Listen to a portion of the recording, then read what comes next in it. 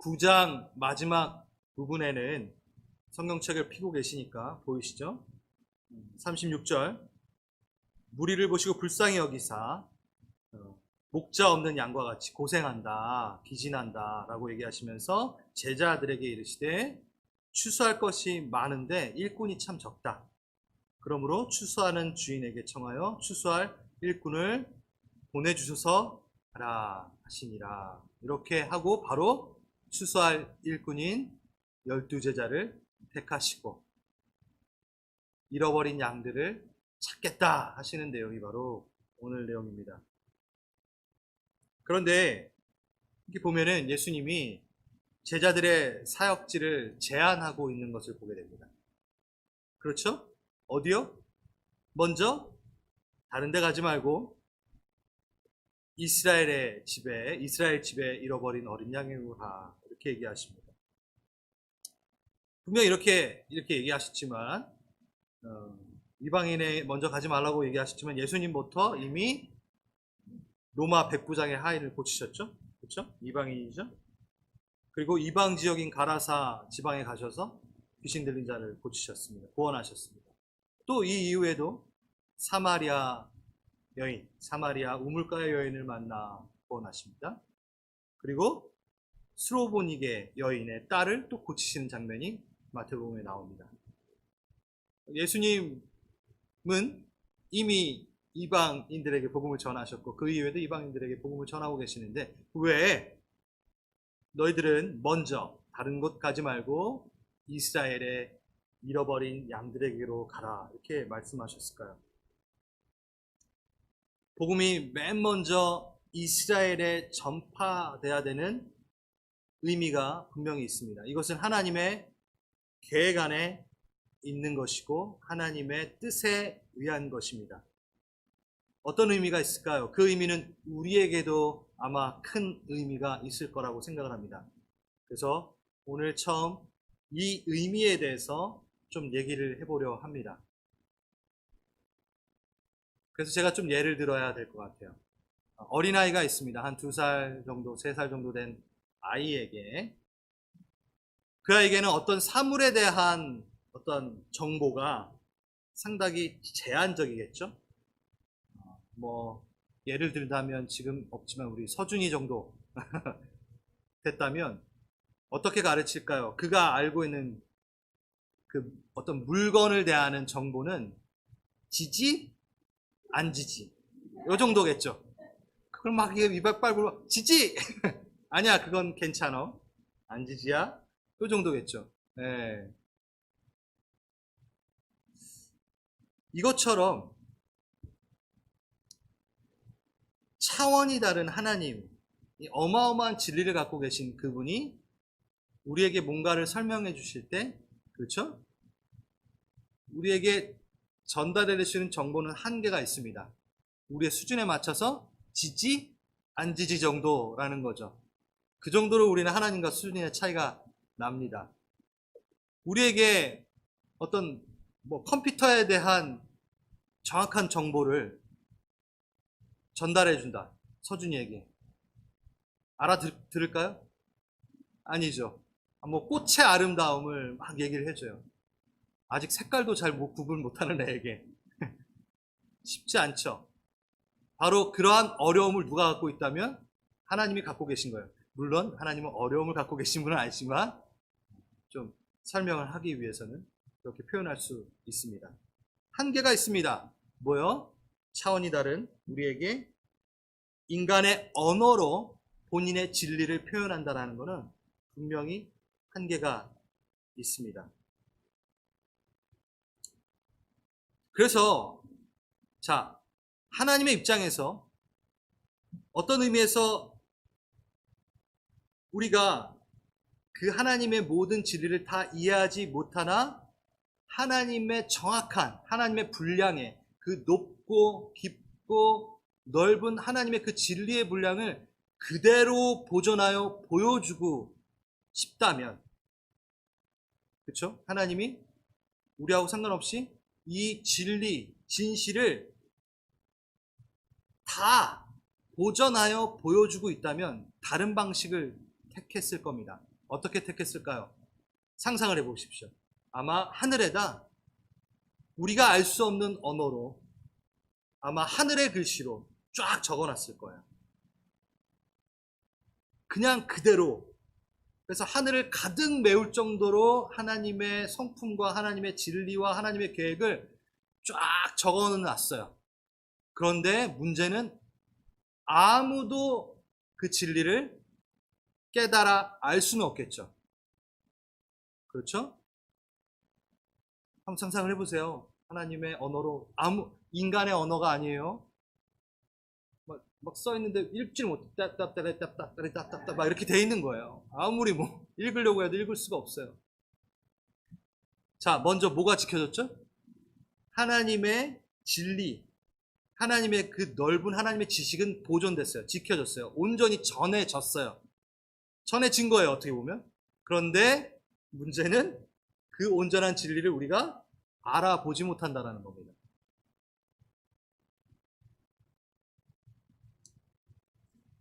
하나님께서 그런 방식으로 진리와 지식을 우리에게 전해준다면 이 세상에 아무도 하나님을 알 수 있는 사람은 없겠죠. 그래서 어떻게? 직접 오시기로 작정을 하신 거예요. 요한복음 1장 14절 말씀이 육신이 되어 우리 가운데 거하시게 되었다. 그의 말씀은 바로 하나님이시다. 우리에게는 충분하지만 여전히 진리의 한 부분을 갖고, 그렇죠? 우리에겐 충분해요. 예수님이 오신 것으로 충분해요. 그런데 하나님 입장에서는, 예수님 입장에서는 아주 진리의 한 부분을 갖고 내려오신 거예요. 지금 따라오고 계시죠? 이게 이스라엘에 대한 이해를 하기에 아주 중요한 부분입니다. 예수 그리스도가 오심으로 어떻게 될까요? 그러니까 하나님 나라의 진리와 지식이 아주 농축되어 우리에겐 충분하지만 하나님의 입장에선 한 부분만 계시하신 거예요. 예수님이 오심으로. 다시 조심해서 잘 얘기해야 됩니다. 우리에겐 충분해요.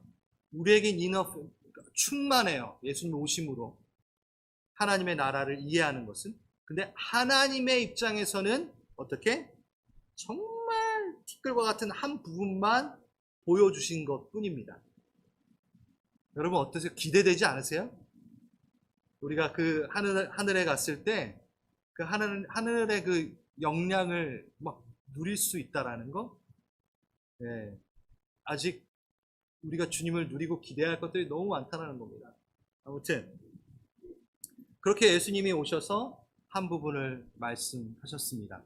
자, 그렇다면 다시 온 인류의 하나님, 온 인류의 예수님, 온 인류의 구원자로 오셨기 때문에 이왕 오셨으면 원래 어떻게 오셨어야 되냐면 모든 종족과 모든 언어가 그와 관계를 맺을 수 있는 모습으로 오셨어야 되는 거예요. 그렇죠?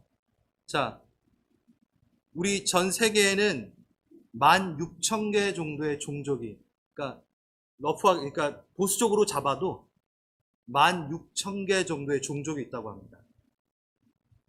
그리고 수많은 언어가 있겠죠? 6,900개의 언어가 있다고 합니다. 잘 들어주세요.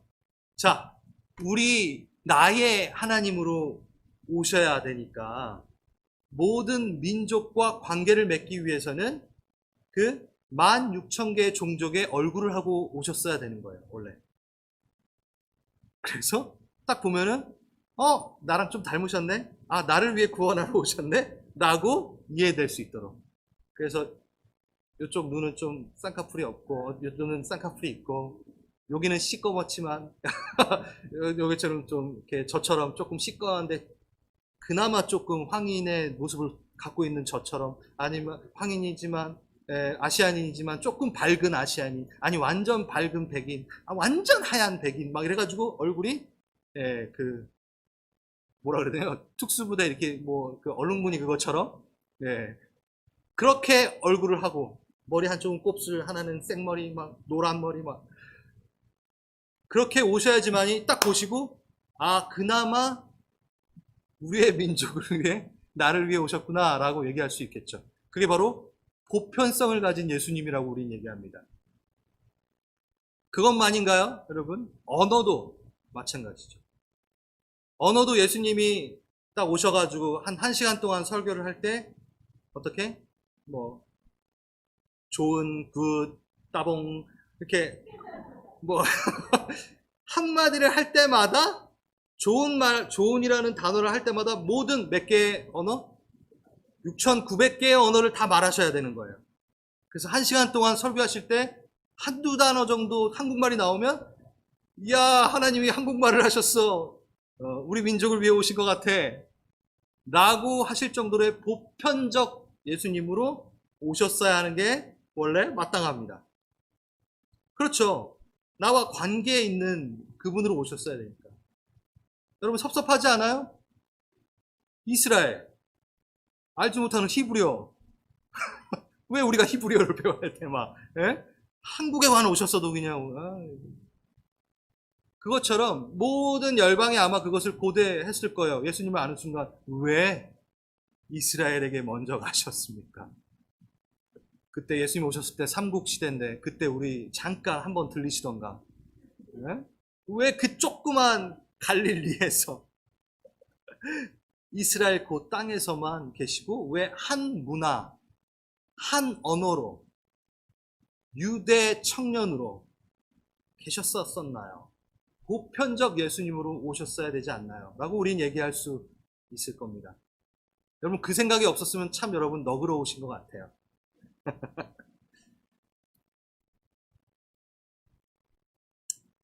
여러분 왜 예수님이 유대인, 아니 다시 한 문화, 한 언어를 사용하시는 예수님으로 오셨을까요?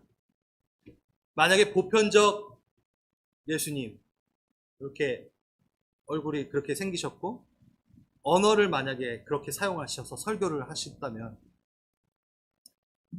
아무도 우리는 예수님을 알 수가 없습니다.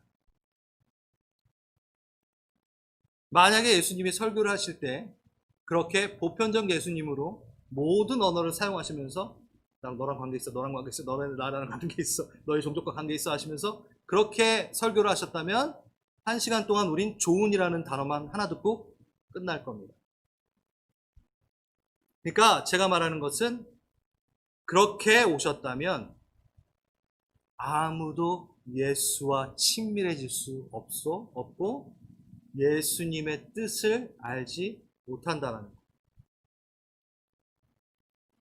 예수님과의 친밀한 관계를 누리며 사랑을 받고 사랑을 드리고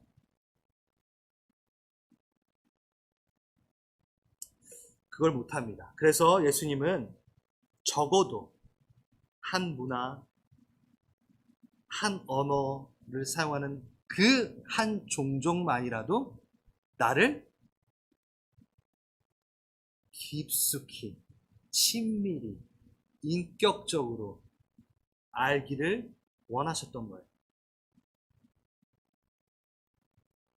한 언어, 한 문화를 사용하셔서 자신을 최대한으로 하나님의 입장에서는 뭐라고요? 부분적이지만 그들에게는 충분함으로 쫙 다가오신 거죠. 자, 그럼 이것도 좀 풀어집니다. 왜 예수님은 우린 평생토록 주님을 따르며 사역하며 살아야 되는데 왜 예수님은 30년을 팽팽 노시다가 3년 단기 사역을 하시고 그냥 가버리셨나? 여러분 참 너그러워요. 왜 질문을 이런 걸 안 하세요? 안 하세요? 네? 30년을 노셨어요. 그리고 진짜 3년 딱 사역하시고 가셨다니까요. 저도 그렇게 가면 너무 좋을 것 같은데. 네. 왜 30년을 배려하셨습니까? 30년을 그 문화를 하나님이 그 문화를 한 번에 체득하지 못한다라는 게 아니라 그 문화는 30세가 돼야지만이 랍비의 역할을 누군가를 가르칠 수 있는 역할을 하게 되는 것이고 또 한 부분 레위인이 성전에 봉사를 하기 위해서 정해진 나이가 30세예요. 모든 의미가 있어요. 예수님은 이들이 나를 문화적으로라도 받아들일 때까지. 예수님이 능력이 없어서 30세까지 기다리셨나요? 아니요. 예수님 충분히 태어나자마자 그냥 복음을 선포하실 수도 있었을 거예요. 근데 그러면 그 문화에서 받아들여지지 않겠죠. 이건 뭐냐. 그러니까 그 문화가 받아들일 때까지 한 문화가, 한 언어가 예수님을 충분히 받아들일 때까지 기다리셨어요. 그리고 30세 될 때 한 문화, 한 언어를 가지고 자신을 표현하고 3년 동안 12명을 택하셔서 그들에게 자신을, 하나님의 나라를, 예수 그리스도 자신을 보여주게 된 겁니다. 그래서 구약이 예수님이 그냥 오시기 전에 아무 일도 없었던 게 아니라 예수님이 오시기 전에 구약을 통해 예수님을 가르쳐주고 계셨던 거예요. 얘네들 너무 놀라지 않게. 그래서 이스라엘이 갖고 있는 구약, 우리에게 전해진 이 구약, 그리고 이스라엘이 지키는 절기, 그리고 그 절기를 우리가 지키진 않지만 그 절기가 도대체 무슨 의미인지 예수 그리스도를 통하여 우리는 알게 된 겁니다. 그렇죠. 유월절, 예수 그리스도의 피로 우리가 구원을 받는 것들을 기념하게 되는 것으로 우리는 알게 됐고요. 그렇죠? 오순절, 7가지의 절기 모두 다 예수님과 관련이 있는 거죠. 구약의 이 이야기마저도 예수님을 우리에게 설명하기 위해서 있었던 이야기구나. 그러면서 이 한 문화가 구약의 시대부터, 아브라함의 그때부터 예수님을 이해할 수 있게끔 작업을 쭉 해놓으신 거예요. 한 문화가. 그래서 예수님이 딱 오시는 순간 이 모든 구약의 내용들이 잘 이해되어지도록 그 한 문화, 한 언어 안에서 자신을 보여주기 시작합니다. 그러니까 12제자가 어떻게 이 구약 때부터 있었던 절기와 그 내용들이 예수님의 등장을 통해서 다 이해된 거예요. 만약에 그 한 문화, 한 언어가 아니라 다른 문화, 다른 언어가 있었다면 예수님을 이해하기엔 너무 어려웠겠죠. 그쵸? 구약을 이해하지 못하니까. 여러분 이해하셨어요? 따라오고 계세요? 이건 다 하나님의 어떠한 작업이냐면 한 문화, 한 언어를 선택하셔서 오신 그 작업은 어떤 작업이냐면 심플합니다. 이들만이라도 나를 제대로 알기를 원하셨던 거예요. 이들만이라. 그러면 이제 아주 중요한 부분입니다.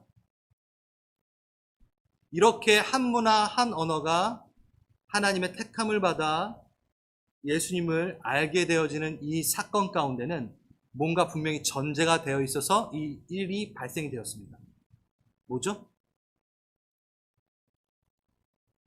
하나님은 만방의 하나님이십니다. 다 가고 싶었어요. 한국에도 오고 싶었어요. 미국에도 오고 싶었어요. 그때 미국이 없었군요. 다 오셨어요. 모든 종족마다. 16,000개의 종족 그리고 6,900개의 언어를 사용하시면서 오고 싶었어요. 하지만 이해를 못하니 이스라엘 택하시고 본인을 다 보여주셨어요. 그렇다면 그 이스라엘은 무슨 책임과 의무가 생긴 거죠? 알았으니 이제 전달해야 되는 의무가 생긴 겁니다.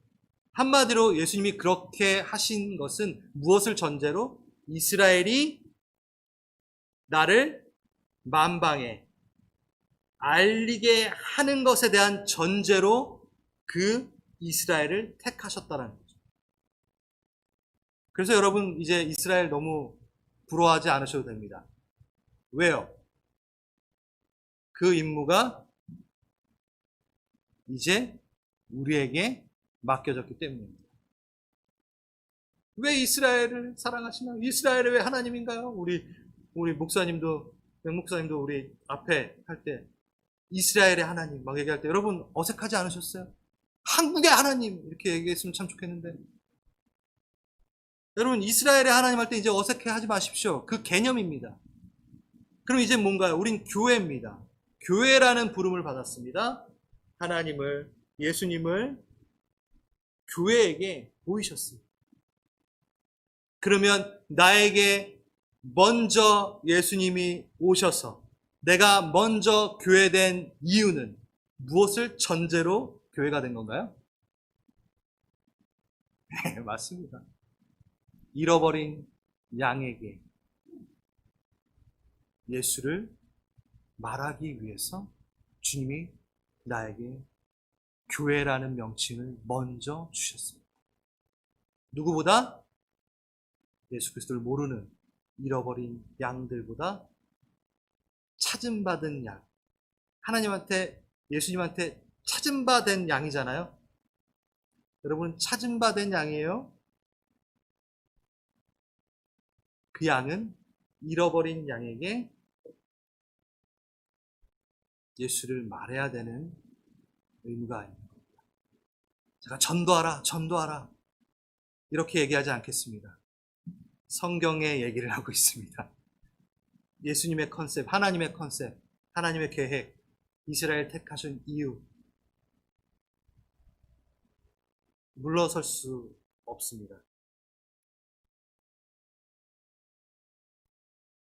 우리는 이제 예수 그리스도라는 문화 안에 살고 있는 자들입니다. 예수를 따르는 성령의 말을 하는, 성령님에 의하여, 성령의 법에 의하여 말하는 언어를 사용하는 자들입니다. 이스라엘의 문화, 이스라엘의 언어가 아닌 이제는 교회라는 문화, 교회의 언어, 성령의 문화, 성령의 언어로 우리는 주님을 알았습니다. 그리고 이제 이 언어를 통해 잃어버린 양에게로 가야 되는 것입니다. 유대의 문화가, 이스라엘이 특별하여서 그들이 선택받았나요? 아니죠. 신명기 7장 6절에서 7절. 만민 중에 내가 너희를 택한 것은, 그 이유는 내가 너희를 택한 게 너무 기쁘고 즐거운데 그 이유는 다른 민족보다 수요가 많기 때문이 아니라 오히려 민족 중에 가장 적기 때문에. 네. 고린도전서 1장에 분명히 나옵니다. 하나님께서는 전도에 미련한 것으로 구원하시기를 기뻐하십니다. 우리가 잘나서, 우리가 말을 너무 잘해서 전도자로 세운 것이 아니라 세상에 미련한 것, 죄송합니다. 성경입니다. 세상에 미련한 것, 약한 것, 천한 것, 멸시받는 것을 택하여 강한 것을 부끄럽게 하며 강한 것을 패하십니다. 신명기의 말씀과 고린도전서의 말씀이 어떻게 다른가요? 동일하다. 좀 잘 들어야 됩니다. 이스라엘에게 바라셨던 그것이 이루어지지 않아 너무 가슴 아파하셨던 하나님. 교회에게 바라셨는데 지금 아파하고 계신 하나님. 주님은 우리를 부르셨고 이제 내보내십니다. 여러분, 마태복음 10장 1절 읽었죠? 부르셨다 그랬죠. 제자들을 부르셨어요. 12명 부르셨어요. 그리고 쫙 제자들 나온 다음에 바로 5절에 보면은 제자들을 내보내십니다. 이게 분리될 수가 없어요. 여러분, 분리될 수 있는 게 아닙니다. 나는 부르시고 나는 전도자의 사명이 없기 때문에 난 내보내지 마세요. 그게 안 된다고요. 이스라엘 택하신 이유가 바로 그 전제가, 전하는 전제가 분명히 있었기 때문에 우리도 부름을 받았으면, 교회라는 이름으로 부름 받았으면 우리가 내보냄을 받는 것, 그게 떨어질 수 없다라는 겁니다. 그래서 이것을 교회의 사도성이라고 얘기를 해요. 좀 이거를 많이 준비했는데 지금 하면서 주님이 간단하게 해라 라는 마음을 주시는 것 같아요. 왜냐면 이게 너무 신학적인데요. 교회의 본질에는 4가지가 있습니다. 뭐 7개, 8개를 말할 수도 있지만 아주 본질적인, 기본적인 건 4가지예요. 그 중에 하나는 거룩성, 구분되었다. 하나님의 그 거룩함을 우리가 이어받았다. 세상과 구별되었다라는 부분이 있고, 그렇죠? 세상과 똑같으면 안 되잖아요. 그렇죠? 교회가 거룩성이 있고 그리고 통일성이 있습니다. 통일성은 뭐냐면 하나님의 예수 그리스도를 머리로 한, 그래서 우리가 다 통일되어야, 하나님의 뜻에 우리는 통일되어야 됩니다. 막 중구난방으로 자기 뜻대로 하는 게 아니라 교회는 하나님의 뜻, 그 머리 안에서 통일성이 있어야 됩니다. 그리고 또 하나 보편성, 다양성. 그게 뭐냐면 모든 족속, 모든 만민, 모든 언어에게 교회가 가야 됨을 이야기합니다. 있어야 됨을. 차별이 없다라는 거죠. 아, 높고 낮음. 아, 너는 저기 흑인이니까 안 되고 너는 아시안이니까 안 되고 넌 백인이니까 되고, 이런 게 없다라는 거예요. 그래서 보편적인 그 보편성이 분명히 있습니다. 그 다음 마지막 하나가 사도성입니다. 그래서 여러분 요즘에 신사도 운동만 이런 것들, 요즘도 아니죠, 오래됐죠. 신사도 운동 이런 거 들어보셨죠? 네. 그 신사도 운동은 뭐가 그 완전히 잘못된 거냐면 스스로 사도의 사도가 되어가지고 서로 막 안수하면서 너 사도야 사도야 막 이렇게 있는 것이죠. 사도는 12제자 예수 그리스도와 직접적으로 그 가르침을 받은 자만을 우리는 사도라고 얘기합니다. 근데 솔직히 사도라는 그 단어는 보냄받은 자라는 헬라어 단어예요. 그러니까 우리가 그 형식으로의 사도성을 계승한다는 게 아니에요. 12제자가 그 다음 돼서 내가 사도야 라고 얘기하는 게 절대 아닙니다. 그러면 안 돼요. 그게 아니라 사도성. 뭘 이어받은? 예수 그리스도의 말씀을 들은 자로서 사도가 뭐 하냐면 그대로 예수 그리스도의 말씀을 갖고 전하는 사람이 바로 사도였다라는 거예요. 그래서 사도성을 교회는 갖고 있어야 된다. 누구 말? 예수 그리스도의 말을 전해야지 이상한 말 전하면 안 되잖아요. 그렇죠? 그리고 사도가 갖고 있는 사도성을 또 교회는 갖고 있어야 돼요. 예수 그리스도께서 전하신 사도들이 뭘 썼죠? 성경을 썼잖아요. 그럼 우리는 신약 그대로, 그 성경 그대로 그 성경을 전달해야 됩니다. 그래서 사도성 안에, 이거 짧게 하라는데 제가 사도성 안에는 뭐가 들어가냐면 뭘 계승해야 되냐면 말씀을 계승해야 됩니다. 예수 그리스도의 말씀, 신약의 말씀, 그리고 또 사역을 계승해야 됩니다.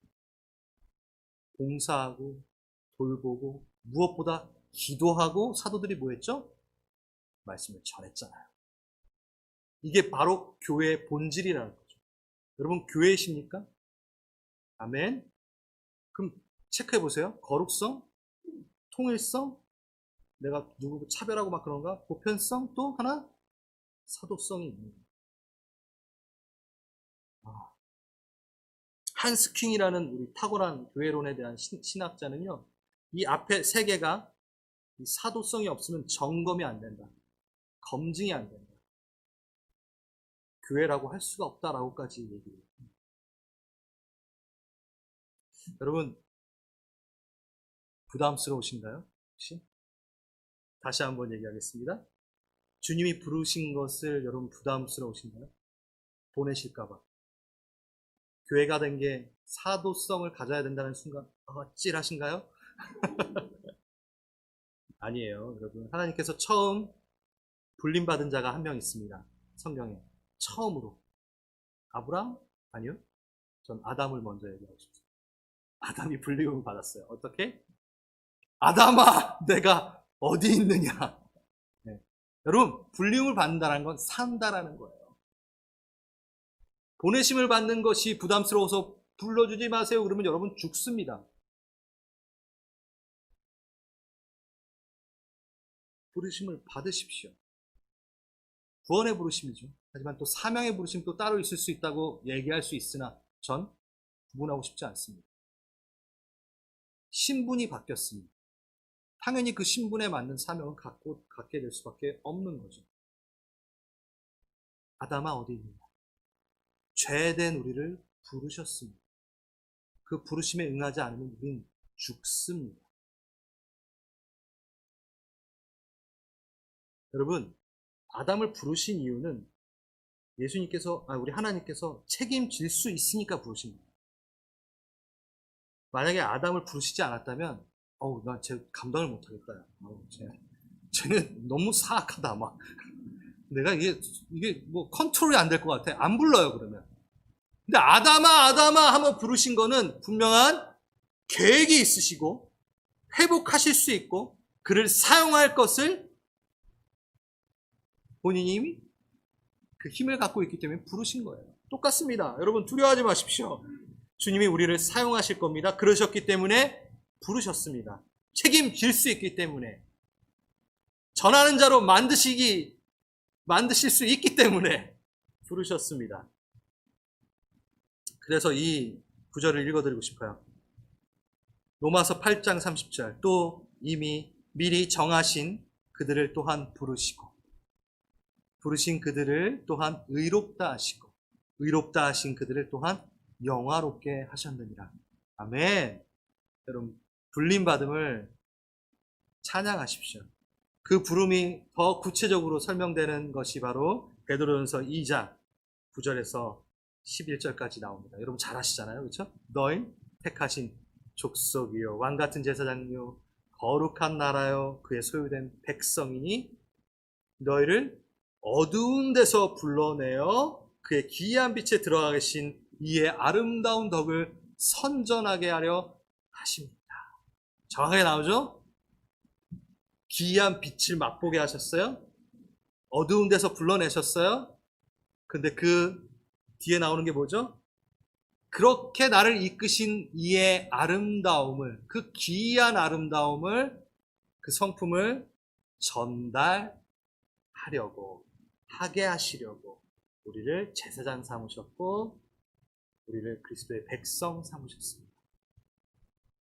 그러면서 11절에 사랑하는 자들아 라고 합니다.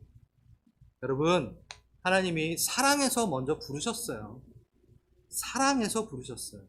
잃어버린 양을 찾는 그 기쁨으로 우리를 찾으셨어요.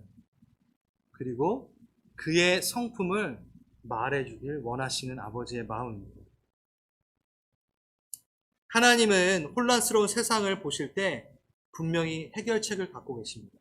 나를 부르셨을 때에 나를 책임지실 것에 대한 책임이 분명히 있으시고, 또 나를 부르셨을 때 세상을 보시면서 해결책을 갖고 있을 때 누굴 보시냐면 천사들을 이렇게 보지 않으세요. 그 문제 해결을 위해서 천사들에게 명령하지 않으세요. 누구에게?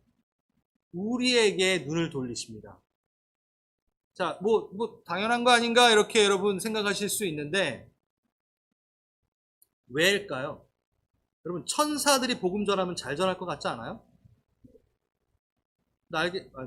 천사가 다 날개 있지는 않습니다. 그룹만 날개가 있고, 아무튼. 사람 형상으로도 충분히 천사가 나오잖아요. 그렇죠? 성경에서 보면. 그럼 그들이 우리보다 훨씬 좋은 언변을 갖고 있을 거고, 훨씬 더 잘생겼을 거고, 네, 호감을 살 수 있을 거고. 그래서 하나님이, 얘네들 전도를 너무 못해. 보냈더니 가지도 않아. 부름을 받았는데 그냥 가만히 있어. 안 되겠다. 야, 천군 천사들, 너네가 해라. 그러면 안 되나요? 몰라요. 왜 안 되죠? 여러분, 자녀가 누려야 될 축복이 따로 있어요. 천사들도 못 누리는, 그 영적 존재도 못 누리는 자녀가 누리는 상급이 있습니다. 자녀가 누리는 그 잃어버린 양을 찾아가서 하나님이랑 같이, 예수님이랑 같이 막 씨름하면서 어떻게 저 사람을 주님의 사람으로 만들까 막 고민하고 하면서 있었던 그 스토리, 천사는 그 스토리를 갖지를 못해요. 유일하게 하나님의 자녀된 자만이 그 기쁨을 누릴 수 있습니다. 그래서 그 기쁨을 통해 상급을 누릴 수 있고 하나님과의 친밀한 교제를 나눌 수 있습니다. 그 자녀만이 그 잃어버린 양을 되찾았을 때 주님과 누리는 기쁨과 승리의 환호, 경험, 오직 자녀에게만 허락된 것입니다. 쟁취하십시오. 누리십시오. 기이한 일을 보십시오. 할 수 있습니다.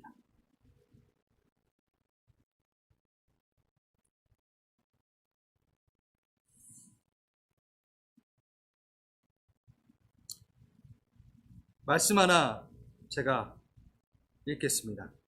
누가복음 15장. 여러분 찾아보셔도 되고요. 우리 온라인으로 말씀 듣는 분도 우리 15장, 누가복음 15장 1절.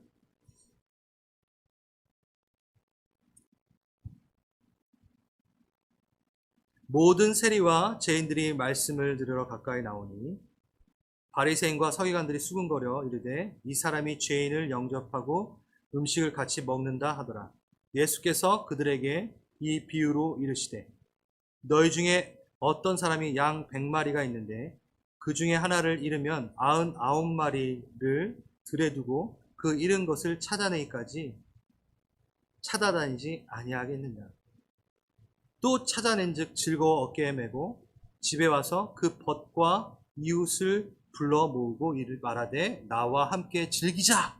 나의 잃은 양을 찾아 내었노라 하리라. 내가 너에게 이르노니 이와 같이 죄인 한 사람이 회개하면 하늘에서는 회개할 것이 없는 의인 99으로 말미암아 기뻐하는 것보다 더 하리라. 여러분 너무 잘하는 말씀이죠? 그렇죠? 제가 저번 주에 얘기했던 것 같은데 이미 찾은 99마리의 양이 소중하지 않다라고 얘기하는 게 아니라 너 99마리 중에 너가 만약에 너도 잃어버린 양처럼 그렇게 찾음을 받은 양이야 라고 얘기하는 거죠. 그렇죠? 너도 이미 누린 거야. 그리고 또 너가 혹여나 저 한 마리의 잃어버린 양처럼 또 잃어버린 바 돼도 나는 그 한 마리의 양을 찾듯 너를 또 찾을 거야 라는 마음을 갖고 우리가 읽어야 되는 부분이라는 거예요. 왜 우리 뭐 99마리 나는 이미 신경 안 쓰시고 한 마리만 신경 쓰시나 뭐 이렇게 또 받아들이면 안 됩니다. 그렇게 적용하는 게 아닙니다. 하나님의 성품입니다. 하나님의 마음입니다. 그 한 마리 잃어버린 양을 향해 온 힘을 다하시는 그 한 마리의 잃어버린 양을 찾는 목자의 마음이 어땠을까요? 표정이 어땠을까요? 이름 하나하나 다 알고 있던 양입니다. 그 양이 없어졌을 때 제일 먼저 위험한 장소부터 찾겠죠. 그쵸? 가장 그 양이 넘어질 수 있는 곳에 가서 찾겠죠. 가장 어두운 데 가서 구석구석 그 양을 찾을 겁니다. 그 한 영혼에 대한 마음, 그 마음을 우리 교회가 갖고 있어야 되는 것을 이 성경은 얘기하고 있는 겁니다. 바리새인들 서기관에 대에다 대고 이 얘기를 하신 겁니다. 야, 너희한테 먼저 왔잖니. 내가 한 문화 한 어를 사용하여 절기를 통하여 이 구약의 모든 제사의 그 얘기를 통하여 내가 왔잖니. 설명했잖니. 그거는 한 마리 잃어버린 양을 향해 가기를 원하는 마음이 분명히 있는데 왜 멈춰있니? 라고 얘기하는 겁니다. 우리에게도 동일하게 이 말씀으로 지금 얘기하고 계십니다. 그러면서 뒤에 이게 나옵니다. 8절 어떤 여자가 10드라크마가 있는데 하나를 잃으면 등불을 켜고 집을 쓸며 찾아내기까지 부지런히 찾지 아니하겠느냐. 또 찾아낸즉 벗과 이웃을 불러 모으고 말하되 나와 함께 즐기자. 이런 즐기자 말합니다. 내가 너에게 이르노니 이와 같이 죄인 한 사람이 회개하면 하나님의 사자들 앞에 기쁨이 되느니라. 하나님의 천사들 앞에 기쁨이. 이거 참 재밌는 얘기예요. 갑자기 제 말투가 이렇게 했죠? 참 좋은 얘기입니다. 여러분 10드라크마가 이스라엘의 문화, 결혼 문화를 이해하지 못하면 잘 이해 못하는데 10드라크마는 은전이에요. 그래서 이렇게 10개가 한 세트예요.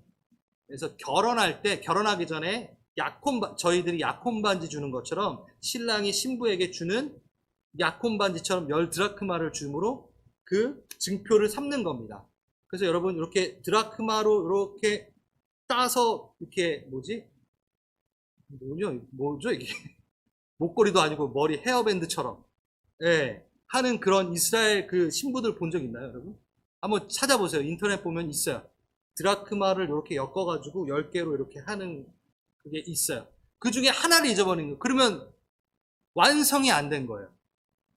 그 드라크마를 여인이 찾잖아요. 여인이 찾는 거예요.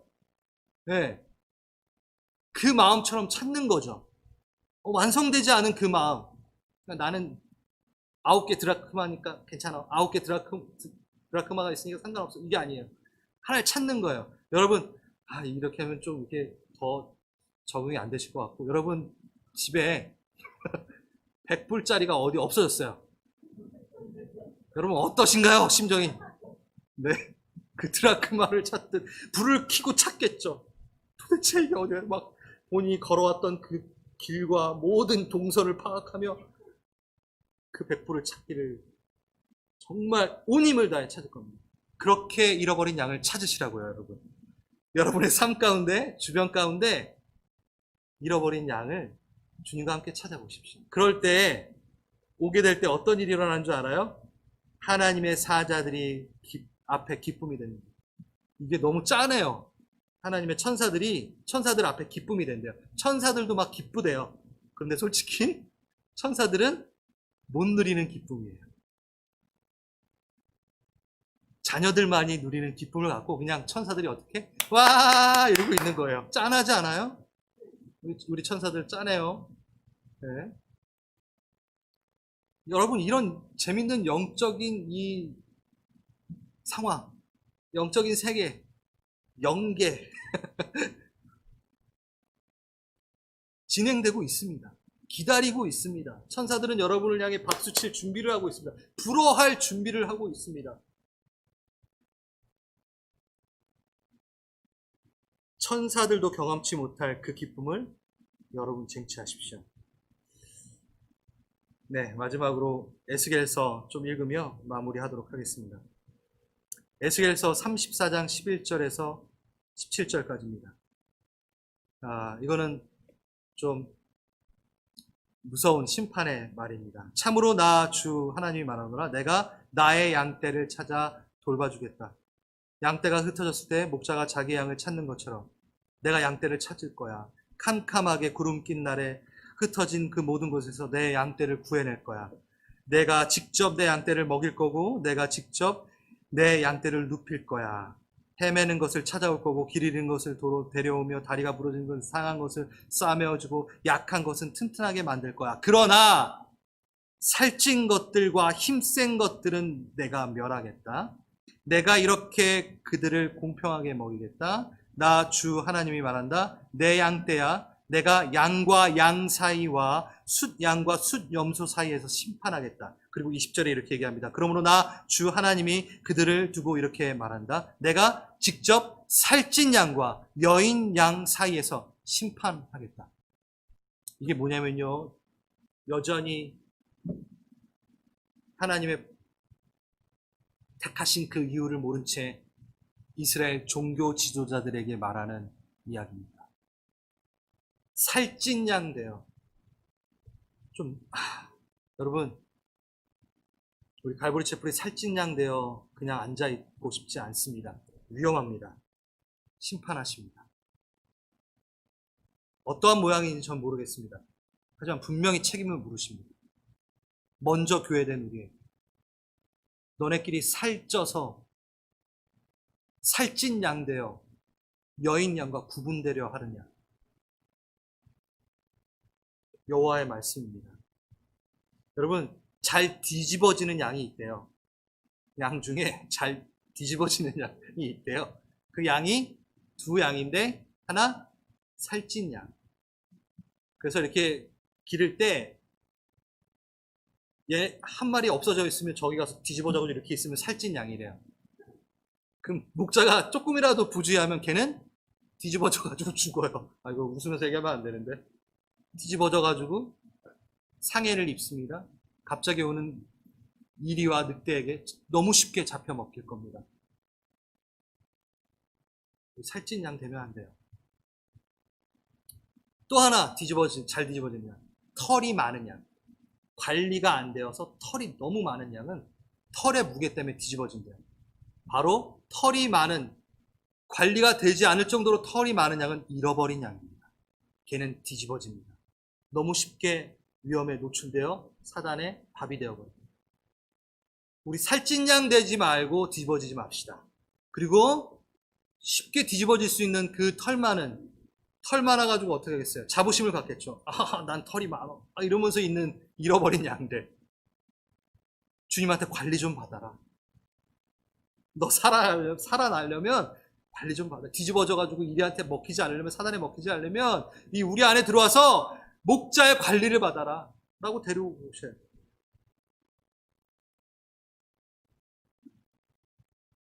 우리 일상의 자리에서 지금 코로나 사태입니다. 그래서 우린 지금 매년 갔던 선교를 가지 못할 수 있습니다. 하지만 우리가 힘을 내어 우리 또 국내 선교를 나아갔습니다. 우리 철저히 우리 방역 지침을 지켜가지고 안전을 기하면서 복음을 전해야 되는 부분들은 전해야 됩니다. 하지만 제가 말씀드리겠습니다. 여러분 주님께서 주신 그 마음 안에서 하나하나씩 해보십시오. 제가 좀 여러분들에게